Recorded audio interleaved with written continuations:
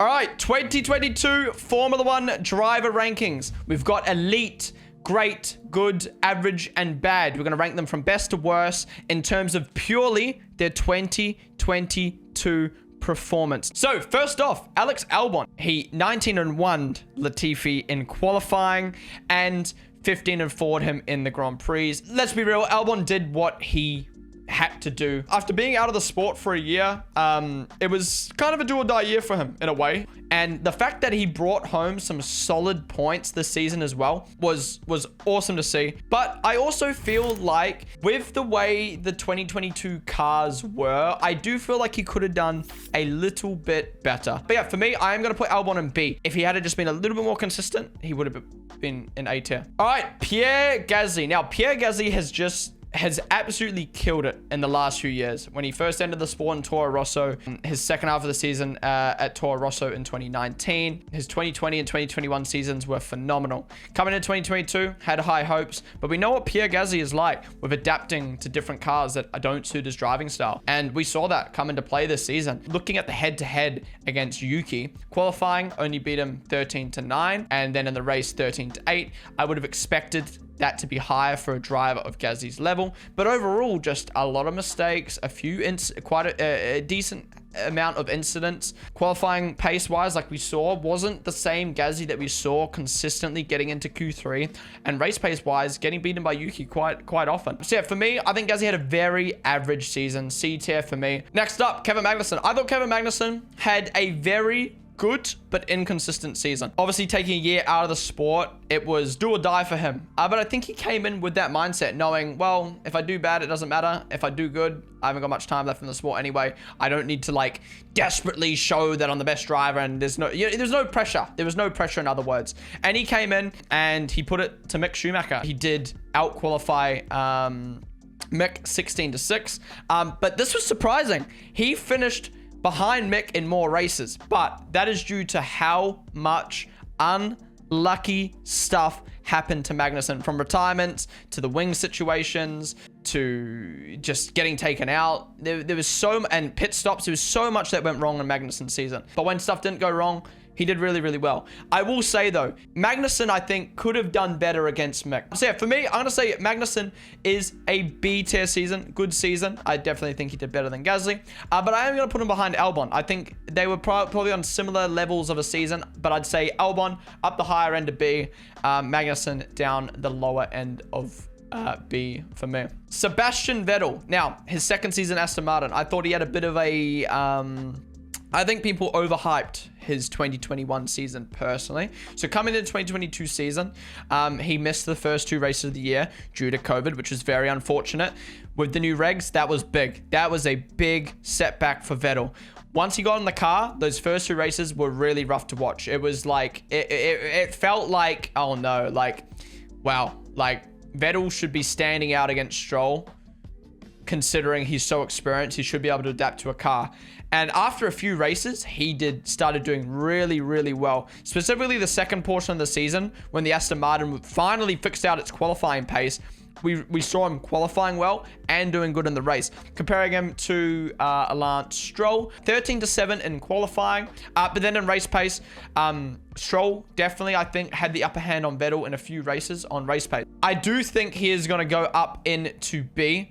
And for me, I am going to put him above Albon and Magnussen. I don't know. I'm looking at this now. You know what? Albon higher. I'm swapping it. I'm swapping it from my notes. All right. Guanyu Zhou. Rookie season, the only rookie of the year. In my opinion, best rookie of the last 3 years. Way better than Tsunoda, Mazepin, and Mick Schumacher's rookie season. Way better than Latifi's rookie season. It sucked that he had so many reliability issues, because not only was he needing to learn the car like everyone else, but he was obviously needing to learn Formula One. But he did awesome against Bottas. When you think that Valtteri Bottas is a multiple race winner for Mercedes for multiple years, and you think that Zhou got 8 qualifyings against Valtteri Bottas and 7 races against Bottas, that's really really good for a rookie season. So for me, I think he has to be in B. I think he had a good season.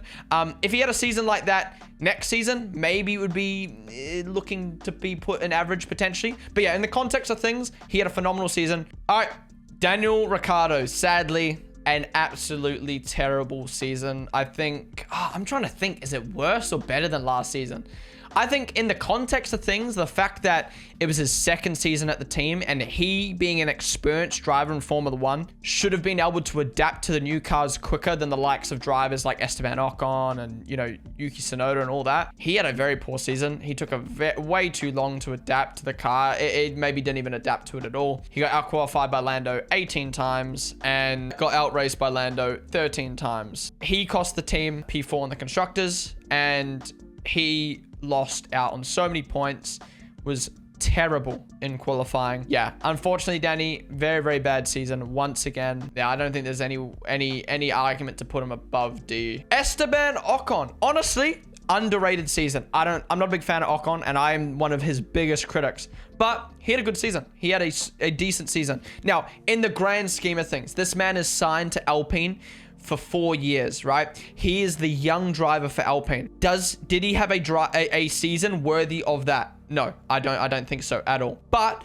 in terms of his season, he had a decent season. When you compare him to Fernando Alonso, who I don't think many people would argue Alonso having a top 5 season. When you compare him to Alonso, he almost matched him in qualifying and beat him, and pretty much matched him in race as well. He deserves 100% to be in B, and for me, at the top of B. I think relative to his teammate, I think he had a better season than Albon. All right, Lewis Hamilton, now 7-time world champ, coming into a new reg of cars against the likes of George Russell. This was one of the feistiest team battles that we were looking forward to, and I don't think it disappointed. Having a look at that battle, Lewis Hamilton ended up out-qualifying Russell in more races, but losing out in races to Russell more. Now, there is a reason for this, and I don't think a lot of people will take this into account. The first third of the season, the first 6 or 7 races, Lewis Hamilton went, I don't like this car. This car is shit. I'm going to try different parts, different setups, and compromise my first 6 races of the season. And oh my lord, thank God he did, because we saw that progress throughout the season. For the last 2/3 of the season, he consistently outpaced Russell, only by a little bit, but consistently did what I expect of Lewis. Same with qualifying, out-qualifying Russell like I'd expect. Unfortunately for Lewis, at the races where he could have got pole and could have got a race win, either something bad happened to him, or he just got unlucky, or he just didn't have enough juice to be able to outperform his teammate or outperform the other drivers on the grid. For me, Lewis had a fantastic season still. What you'd expect of a driver like Lewis. So, over to Charles Leclerc, his 2022 season. Now, I think Charles Leclerc, from what I gauge from social media, had a underrated season. I don't know what this man has done for everyone to fucking dislike him. He had a almost flawless season. In qualifying, Leclerc outpaced Sainz for majority of the year, 15-7. Although I do give props to Sainz for being able to take away that amount of races from a driver as good in qualifying as Leclerc. And in race pace, even with the amount of issues that Leclerc had strategy and retirement-wise, Sainz also had his fair few as well. Leclerc still outperformed Sainz. But looking at the pace, most races, you would see Leclerc 10, 15 seconds up the road from Sainz. So for me, he's an S, 100%. Top 3 of the season. Max Verstappen. I mean, look, I don't think we need to talk about this much, do we? Max Verstappen, one of the best seasons that we've ever seen in Formula 1. Started off the season, 2 retirements in 3 races. It was looking grim. It was looking grim. But the rest of the season, I mean, what was it? 16 race wins in the end, breaking the record for most race wins in a season. Almost breaking the highest percentage win. I think he sits at 3rd now. 3rd highest win percent ever in Formula or modern day Formula 1. If there was one weakness that Max has, it is qualifying. Let's not think about the little details here. Max Verstappen, straight to S, top of the tier list, best driver of the season without a doubt. I didn't even look at the teammate head to head. We're back to the back of the grid. Nicholas Latifi. I don't think there's much to say about Nicholas. 3rd year in the sport, and Mans is still at the bottom of the tier list. Even worse than Daniel Ricciardo. The worst thing to fucking happen to Latifi this year was Italy. The fact that Nick de Vries, his first Formula 1 qualifying, hopped in the car and out-qualified him in 2 out of the 3 laps. Mad. Then in the race, was in the car and held off all those cars behind and got points. Every time Latifi did that, he couldn't do it. I will say, Latifi had a good drive at Japan due to the strategy. But other than that, I never saw Latifi able to defend people or get past people. Meanwhile, Nick de Vries in his first ever race was doing it. All right, Yuki Tsunoda. Now, Yuki Tsunoda had a better season than last season, but let's be real. I don't think it was going to be hard to beat his last season. Last season, he had he had 2 good races. The rest of the season fucking stunk. Coming into this season, it was his second season. New car, though, that he had to learn, new regs. But Gasly was also driving that stinky car. And if we look at the head-to-head in qualifying, he got 9 qualifyings against a driver like Pierre Gasly, who's in his 5th season, I think it was. And then in the race, 8 to Gasly's 13th. I think the best way to describe the AlphaTauri boys was they were hindered by their car, but they also didn't do well in their car. And even if they had a good car, I don't think they would have had that good of a season anyway. Like, maybe they would have been more consistent, but the performance was still pretty low. So what do I think about Mick?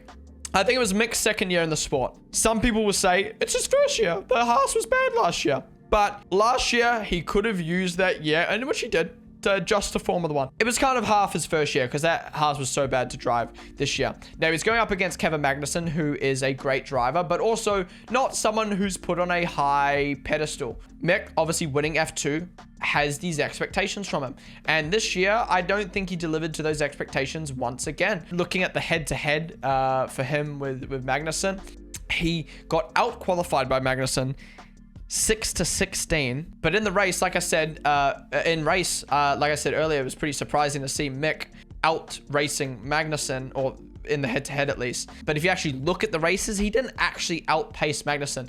So for me, I personally don't think Mick had a good season. And for me, I'm gonna have to put him into average. Now, when I was doing my little pre-write-ups for Stroll, I was finding it really hard to figure out where I wanted to put Stroll because he was so inconsistent. He never had a standout performance. He just had some very solid performances, but he also had some very stinky performances. When you look at where I put Vettel on the tier list, and then you look at the head-to-head, you know, Stroll did take 7 qualifyings out of Vettel and 8 races out of Vettel. For a driver of Vettel's caliber, that's not bad from Stroll, you know.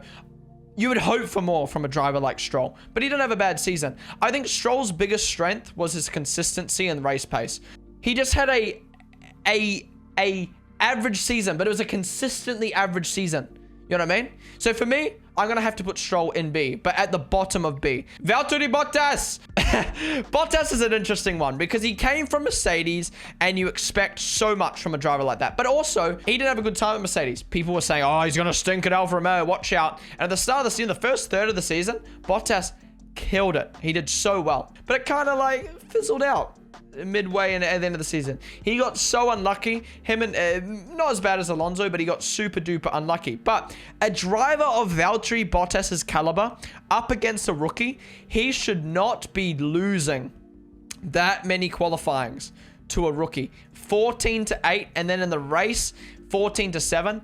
In my opinion, a Mercedes driver who's had that many race wins should not be losing that much out to Zhou. But at the same time, it wasn't a bad season. I think he had some really, really good races, some great qualifyings. But once the car started to drop off, his performances started to drop off. It was almost like if the car wasn't capable of consistently getting points, he wasn't capable of consistently getting points. It was weird. But yeah, he still had a really good season. But for me, I'm going to have to slot him below Magnussen. I think Magnussen just did a little bit more in that car consistently throughout the season. Bottas in B, higher than Zhou. All right, Lando Norris. What a phenomenal season. He has been absolutely top tier the last 2 years. And this year, once again, hopping in that car, absolute dog shit car for the first half of the season. For him to even be able to drive that car and keep it on the track was fucking nuts.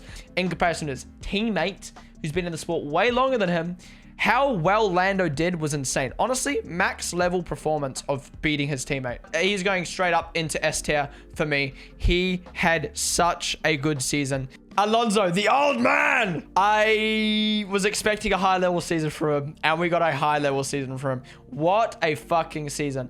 This man, I think in context, was fucking nuts, you know, for his age and you know, to have the motivation after so many fucking retirements with that car to keep going. Like, it's just great season. Now I'm gonna rate him quickly, because if I say my bad things about him and then rate him, then people are going to get mad. So I'm going to rate him first. I'm going to put him up into A, and I am going to put him below Lewis Hamilton. I think he had a fantastic season, but for me, I do think there's a few things that lack from Alonso. Again, I hate talking badly about someone who drove well, but I need to justify why I'm rating him below these four. And the reason is, if you look at the head-to-head, yes, obviously he had a lot of mechanical failures, and Ocon was also favored a lot with the car. He did only out-qualify Ocon 11 races to 10. In my opinion, a driver of Alonso's caliber should be wiping the floor a bit more with Ocon. Anyways, good season from Alonso, but I personally would rate him 5th best driver of the season. George Russell, in the context of things, phenomenal season. So fucking consistent. His first season at Mercedes up against Lewis Hamilton, 7-time champ. He did such a good job. That first, was it like 8 races of the season? He was finishing in the top 5 like every fucking race. What a guy. It wasn't until Silverstone, Britain, he had his first non-top 5 finish, or what the fuck it was. Russell came in with the approach of the season of, whatever car I get, I'm going to drive it. And he drove it so well. Like, props to him. That car was shit. The porpoising at the start of the season, it was so far off the pace at the start of the year. But looking at Russell's season as a whole, it was a great season. I think in the context of things, he had a better season than Lewis. But performance-wise, I don't think he had a better season than Lewis, and I don't think he had a better season than Alonso. We're coming down to probably the most controversial two. There's arguments to put them high. There's arguments to put them low. I think some people are going to look too much at what they achieved, and some people are going to look too much at how they performed against their teammate. So anyways, that leads us to Sergio Perez. A better season than last season. Specifically at the start of the year, you know, that Saudi Arabia pole position out of nowhere. Monaco, you know, obviously it's controversial now, but winning Monaco in that fashion. Singapore as well, in the wet condition, holding off Leclerc. He had a great season. He had a lot of good moments, but he also had a lot of bad moments. You know, the other day we went and watched all the qualifying and race highlights back, and it's shocking to see how far he was off Max in so many races. There was times where I was like, what? I can't remember him being 7/10 off. Like, there's literally races where he was 7/10 off Max. Multiple races where he was 7/10 off Max. He only out-qualified Max 4 times. Now, don't get me wrong. Max is a phenomenal driver, right? And the car is tailored to Max. But look at the difference between Sainz and Perez to their teammate. Same of race pace. Perez was only able to get 4. Sainz was able to get 9. I can't really justify saying that he had a great season. And he definitely had a good season. But was it better than Ocon? Was it better than Albon? Was it better than Vettel? For me, it wasn't. And for me, I got to slot him in the middle of B. All right, Carlos Sainz. Now, Carlos Sainz had a very erratic season. There was fucking pole position and win moments. I'll talk about that in a second, though. There was moments where he had really good pace, matching Leclerc. There was also very stinky moments where I'm watching Sainz go, why have you done that? How have you done that? Kind of similar to what I thought with Perez.